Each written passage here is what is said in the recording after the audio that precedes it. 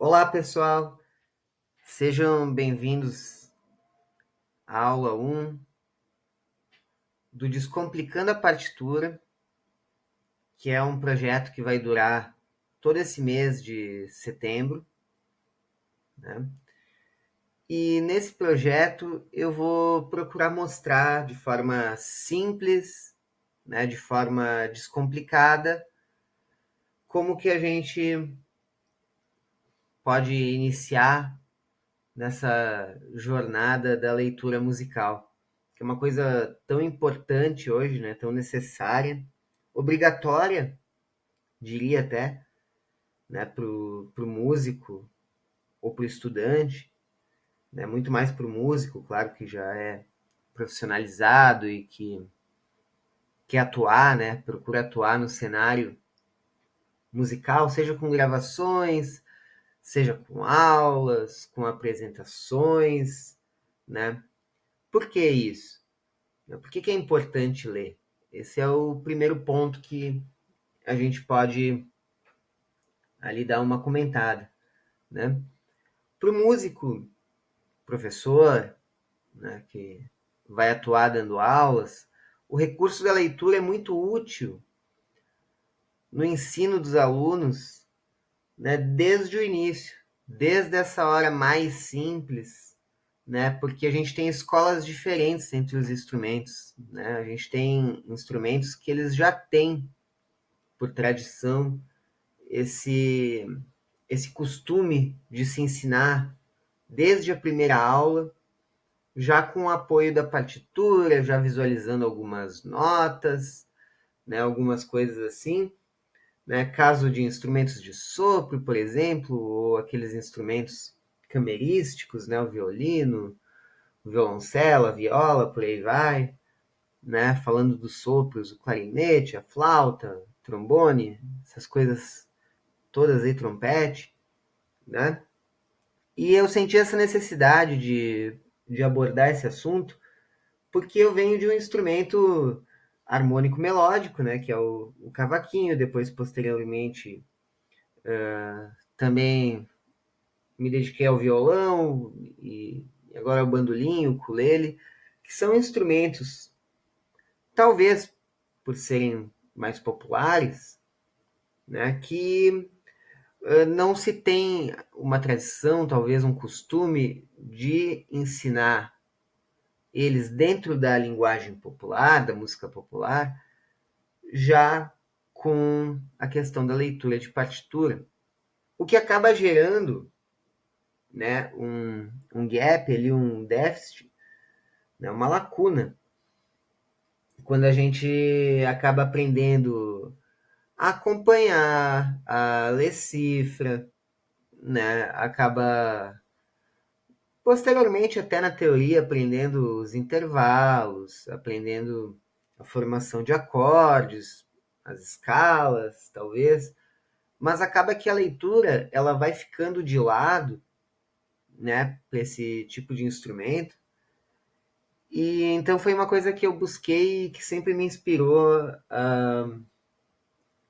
a querer, né, trabalhar esse assunto, tanto que a leitura de partitura hoje é um dia que um assunto, né, hoje em dia que eu abordo muito com os meus alunos, né, devagarinho, desde as primeiras aulas, mesmo nesses instrumentos harmônico-melódicos. Isso não quer dizer, de nenhuma forma, que esse projeto que vai acontecer, né, com aulas diárias aqui no meu canal, no YouTube, né, durante todo o mês de setembro, não quer dizer que ele é, né, só para quem toca instrumentos harmônico-melódicos, muito menos que ele seja só para quem nunca leu uma partitura e não sabe, né, nenhum sinal, né? Não conhece nada desse universo. Não, isso também é para quem já lê, né? Inclusive é uma troca de ideias, né? Essa é uma proposta que eu estou trazendo, né? De não é um ensino, talvez sejam dicas, sejam algumas coisas nesse sentido, né? Para a gente começar a ir entendendo a partitura, né? Muito bem. Então, eu trouxe aqui para essa primeira aula, né, abrir uma partitura aqui, uma pauta, na verdade, né, bem simples, que é para a gente começar a visualizar algumas coisas, né? Na partitura a gente tem esse sinal aqui, né? Fica à esquerda, que a gente chama de clave, né? A gente tem alguns tipos principais aí de clave, mas por enquanto, né, durante esse mês aqui, a gente vai se deter essa primeira clave, que é a clave de Sol, né, que é uma clave que talvez seja a mais conhecida aí, mesmo por quem não é do universo musical, né, acaba invariavelmente topando com ela por aí, né, em artes, em desenhos, tatuagem, um monte de coisa. Né, é um símbolo que ele quase que representa assim a música, né, universalmente, né? Então essa é a clave de Sol. No pentagrama, né, a pauta, como a gente tem, né, a gente possui 5 linhas e 4 espaços, tá? Então eu vou começar a contar as linhas, né, dentro aqui do meu pentagrama, sempre de baixo para cima, né? Então eu vou ter a primeira linha, a segunda linha, a terceira, a quarta e a quinta linha, né? Então, tenho 5 linhas e também tenho, dentro desse pentagrama, 4 espaços, né? Que são os lugares que ficam entre as linhas. Da mesma forma, contarei eles, né, de baixo para cima. Então, primeiro espaço, segundo espaço, terceiro espaço e quarto espaço, né? Isso já é um início assim para a gente se localizar, né, dentro da partitura. E um último detalhe, antes da gente terminar essa aula 1, eu quero que vocês prestem atenção no início do desenho da clave de Sol. Não sei se vocês já tentaram desenhar uma clave de Sol. A minha, por exemplo, é horrível, né? Ainda bem que hoje em dia a gente tem os programas que nos ajudam, né? Mas a clave de Sol, ela começa, prestem bem atenção, né? Ela começa aqui na segunda linha, né? Lembrem as linhas de baixo para cima. Tá? Ela começa a ser desenhada aqui nessa segunda linha.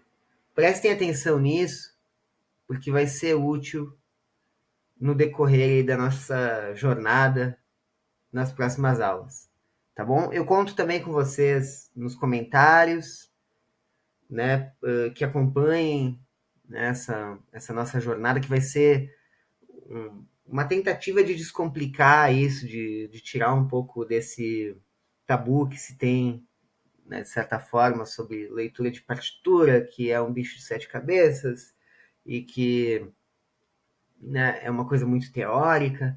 Não, aqui a gente vai procurar, né, devagarinho, passo a passo, aula por aula, pegar alguns conceitos básicos, né, da leitura de partitura. Então comentem, né, vamos trocando ideias e conto muito com a participação de vocês para que eu consiga gerar mais conteúdo aqui no canal, né, conteúdo que seja útil aí para músicos, para não músicos, para apreciadores, para curiosos, né, para todos os públicos que estão aqui no nosso YouTube. Tá bom? Muito obrigado e até a aula 2.